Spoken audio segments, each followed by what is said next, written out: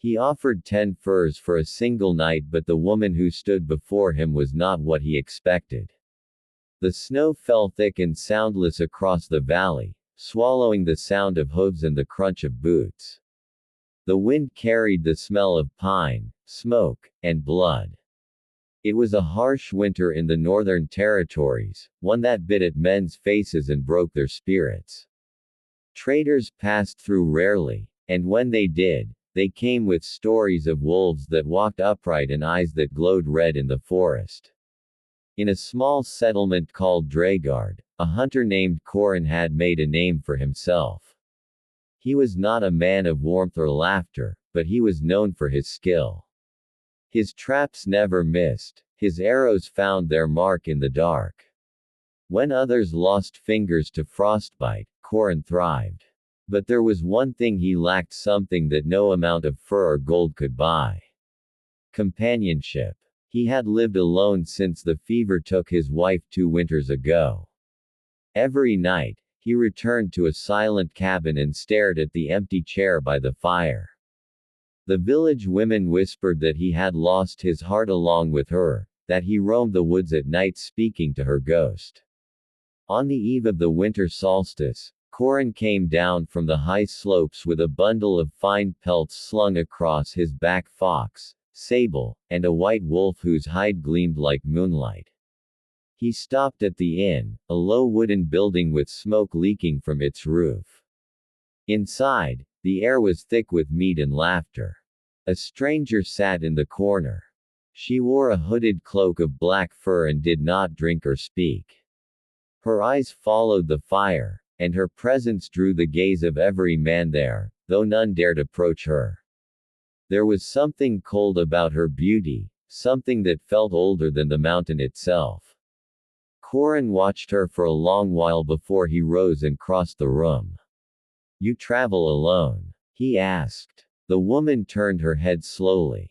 "Do you see anyone beside me?" Her voice was low, like the hum of the forest at night. Corin smiled faintly. "You'll find little welcome here. These men are not kind to strangers." "And you?" she asked. "I'm not kind either," he said, "but I can offer warmth. For a price." The innkeeper's wife gasped softly, and a few men snickered. But the woman didn't seem insulted. She looked at him, truly looked, and something flickered in her eyes, a strange recognition. "What do you offer?" she asked. Corin dropped a heavy bundle on the table. 10 furs, the finest in Dregard, each worth a small fortune. "A single night," he said. The inn fell silent. Even the fire seemed to pause. The woman studied the pelts without touching them. Her lips curved slightly, neither a smile nor a sneer. "You pay dearly for company, hunter."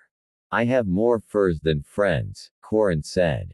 She nodded once. "Then take your furs back to your cabin. I will come to you when the moon rises." He should have felt triumph, but instead, a strange chill settled in his bones. When he looked up again, she was gone. That night, the wind howled around his cabin. The fire burned low, and Corin sat waiting, his pulse loud in his ears. When the door finally creaked open, she entered without sound. Snow clung to her cloak, but her skin was warm, impossibly warm for someone who had walked through a storm. "You came," he said. "I said I would." She removed her cloak, and Corin saw that her hair was pale as frost, her eyes a deep amber that seemed to burn with their own light. She did not move toward him but stood watching the flames as though remembering something long lost. "Why live alone?" she asked softly. "There's no one left worth living with," he replied. "Then you've not looked far enough." She turned to him, and for a heartbeat, her shadow stretched across the floor, long, sinuous, wrong. Corin frowned. "What are you? What do you think I am?" she asked. He studied her flawless skin, the strange way her pupils narrowed in the firelight. He'd heard tales of women in the woods who could wear a human face until dawn. He thought of the white wolf he had slain that morning, its blood still drying on his blade. A spirit, he said. A witch. She smiled faintly. Both are poor words for what endures. Corin reached for his knife. Her eyes flashed, and the air grew heavy, pressing down on his chest. The fire dimmed. Do not, she said. You made an offer. I accepted. What do you want from me? He asked, his hand trembling. The same thing you asked for, she said. A single night. Her voice wrapped around him, soft as fur, cold as ice. She moved closer, and though fear clawed at his throat, he could not pull away. Her fingers brushed his face, and he felt warmth, life itself drained from him. His knees weakened, his breath caught. Why? He whispered. You took one of mine, she said, and her eyes flared with light. A white wolf that had walked these woods since before your kind built fires here. Its pelt lies among your furs. Corin's heart pounded. It was just a beast. To you, she said. To me, it was a brother. He tried to speak, to plead, but she placed a hand on his chest, and the room filled with a low hum, a sound that seemed to rise from the earth itself. The walls shook, the fire flared blue, and darkness swept through his vision. When he awoke, it was dawn. The fire was out. The woman was gone, and the furs were scattered across the floor except the white wolf's, which had vanished. He felt strange. The air was sharper, every scent alive in his nose: pine, smoke, distant blood. He stumbled outside, confused, his bare feet sinking into snow. The world felt different. The cold didn't bite. He looked down at his hands, but they were not hands. They were paws. From the trees came a sound, a low, mournful howl. It filled him with longing and sorrow.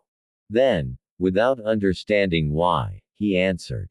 That day, the villagers found Corin's cabin empty. The hunter had vanished, leaving behind only his tools and a trail of prints that led into the forest. No man ever saw him again. But sometimes, when the moon was full and the snow fell silent, the people of Dragard spoke of a great gray wolf that watched from the ridge above the village.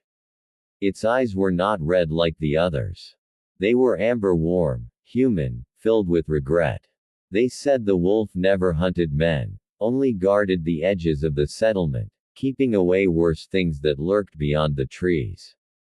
And once every winter, when the snow was deepest, travelers would see another figure beside it, a woman cloaked in black fur, walking silently through the drifts.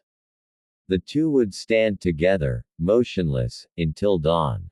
The legend spread. Some said the woman was the spirit of the forest, punishing those who took more than they needed.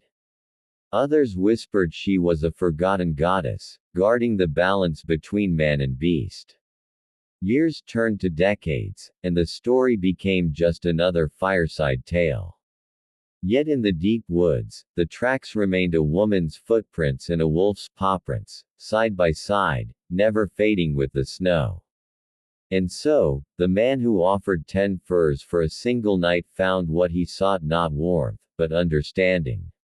Not company, but transformation. He had bargained with the wild and become part of it, bound forever to the woman who was neither witch nor ghost, but the spirit of all he had once hunted.